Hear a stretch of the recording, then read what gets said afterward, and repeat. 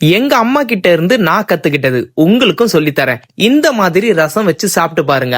அப்படின்றதுக்குள்ள காய்ச்சலும் ஜலதோஷமும் ஓடியே போயிடும். ஒரு பாத்திரத்துல தேவையான அளவுக்கு தண்ணி எடுத்துக்கோங்க. ஒரு எலுமிச்சப்பழம் சைஸுக்கு புளி எடுத்து அந்த தண்ணியில நல்லா கரைச்சுக்கோங்க.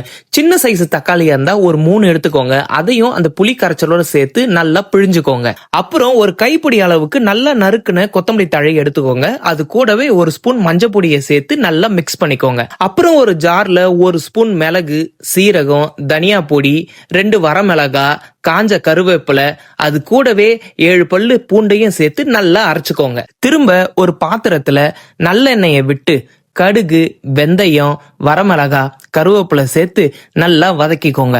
அப்புறம் நம்ம அரைச்சு வச்ச மசாலாவை இதோட சேர்த்து நல்லா மிக்ஸ் பண்ணிக்கோங்க. கூடவே தேவையான அளவுக்கு பெருங்காயத்தை சேர்த்துக்கோங்க. நல்லா மிக்ஸ் பண்ணதுக்கு அப்புறம் நம்ம கரைச்சு வச்ச தக்காளி புளிய இதோட சேர்த்துக்கோங்க. அவ்வளவுதாங்க.